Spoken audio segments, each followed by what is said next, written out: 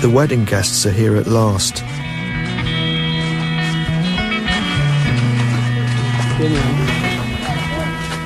The visitors are welcomed by the group, but in Vodaabe culture, they must observe humility and avoid looking directly at each other.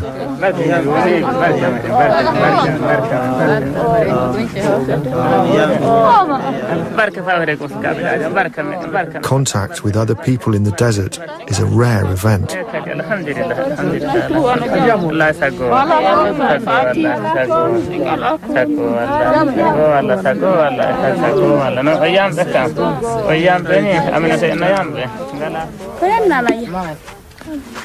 Later, the bride, Fatima, arrives with her family.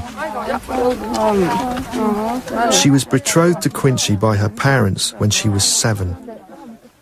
Now she's 15, and he's decided to claim her.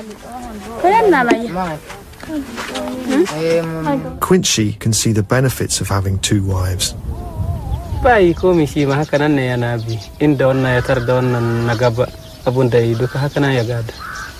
Uri daya na zamna haka yana yi wannan gusu wannan arewa kusa da kusa ina zamna da shi wuri daya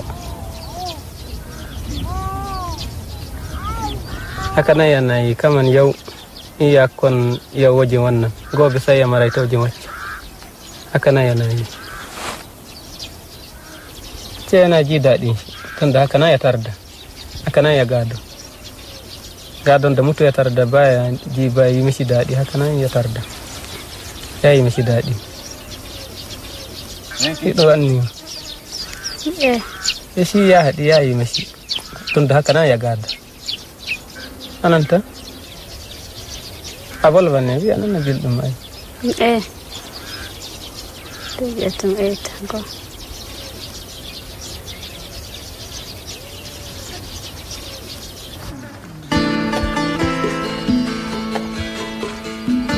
Janari, the head of the group, welcomes the visitors and invites them to eat.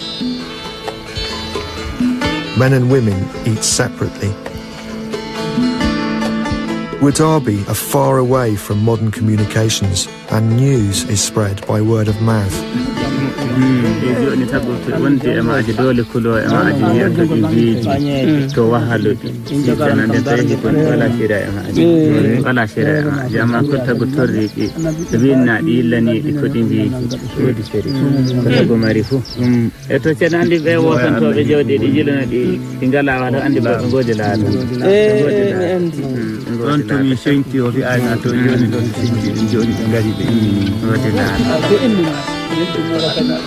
While the elders wait for their food, the groom is eating with his friends.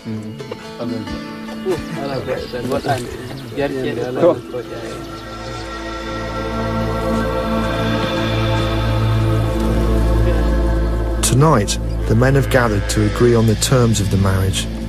It is customary for the groom to give 3 of his cattle to the bride's family.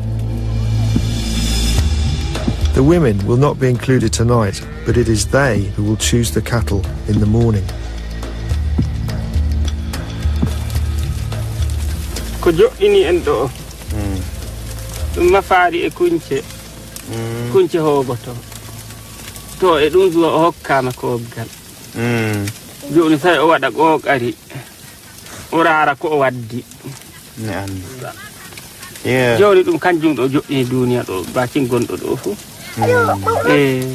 Toccino yandi di tabri ko di venirdi no o toccina ndi tatabri mostordi ko tole o heina gal morara o wada qogal o hobo alla balla tanko kunce ko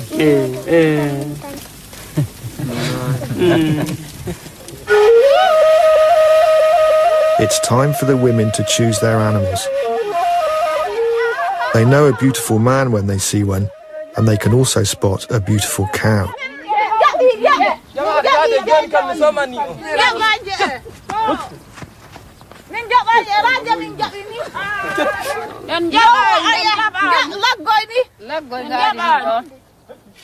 Fatima, the new bride, will not sleep with Quincy for a few months until after the third and final cow is handed over to her parents.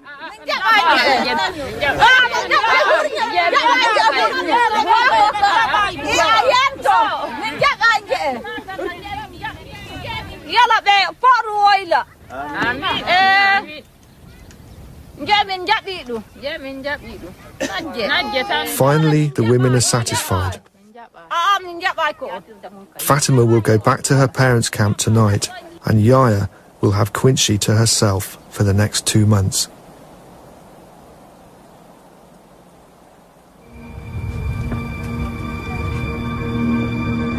The following day, the weather changes dramatically.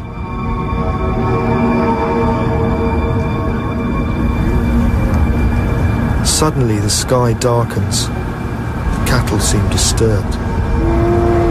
Sandstorms can approach in minutes. The calves are tethered before the storm hits.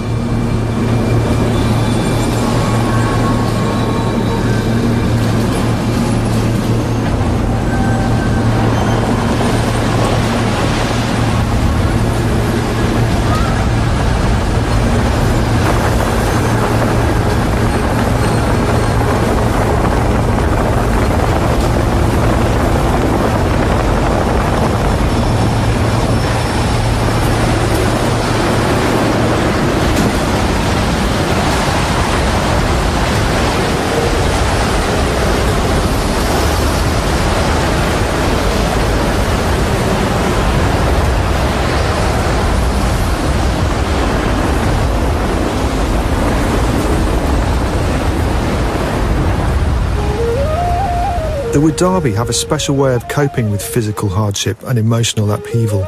They call it munyal, a sort of patient acceptance.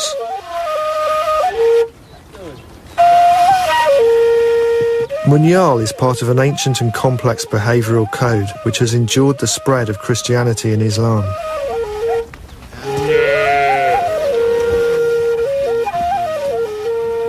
Their tradition is crucial to them. It's their identity. It means freedom and security. Part of this is pulaku. It is similar in meaning to our word chivalry. The Vodaabe must demonstrate patience, self-control, mental discipline, prudence, modesty and respect for others. They must also show semtende.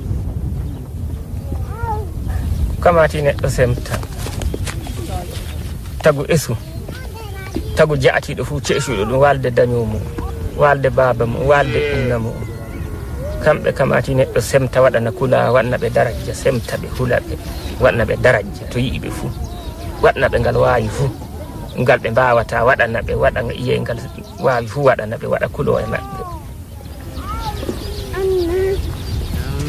There are many taboos in Vodaabe culture, but perhaps the strangest of them all is the one which forbids parents from ever speaking to their firstborn child.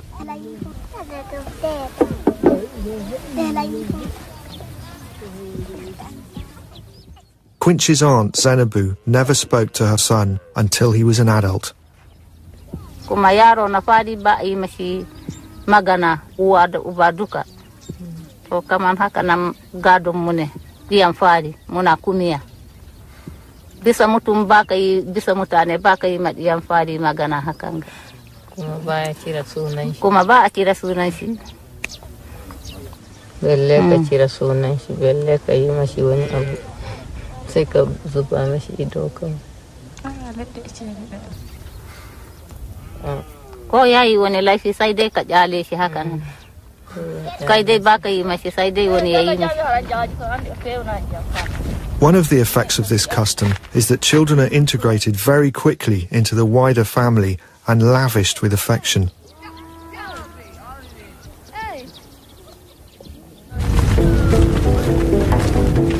Today, Janari will oversee an important family event. His nephew, Gorsi, is 15 years old. He's about to become a panyo, a young man. His father has given him his first cow, and tonight the group will celebrate. Minati daddo. Minati labur. Do musuka mamudi naje.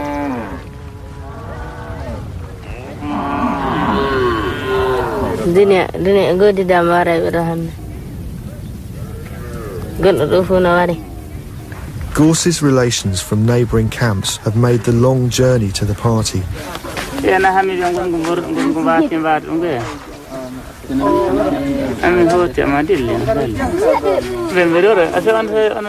One of the visitors is Gorse's father.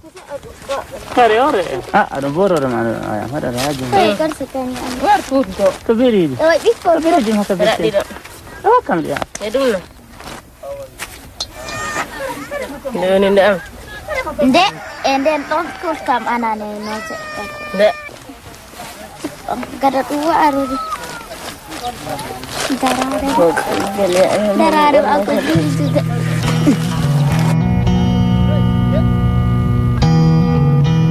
To celebrate Gorse's coming of age, Quincy has arranged for the men to perform a dance. But first, they'll let him in on some beauty secrets.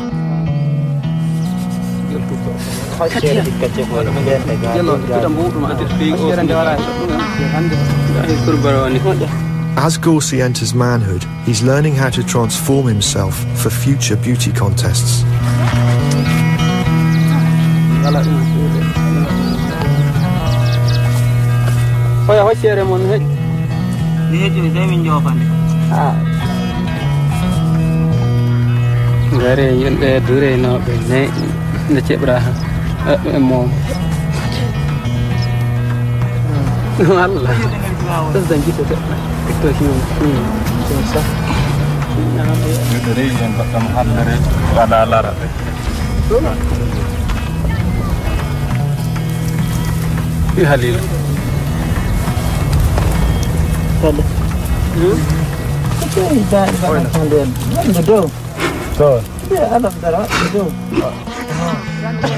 Although physical beauty is very important to the Vodaabe, they also value inner beauty, or togu.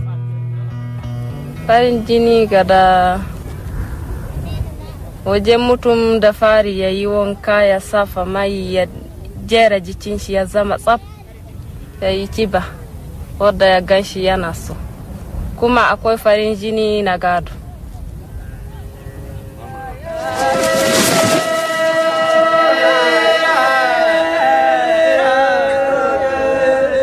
Quincy takes Gorse through his paces in the yashi, a dance intended to seduce women.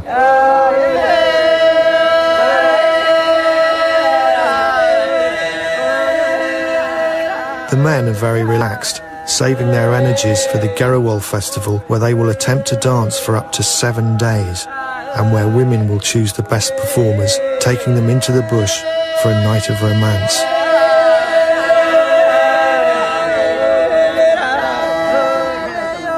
Gorse watches the dancers and joins in with the hypnotic swaying.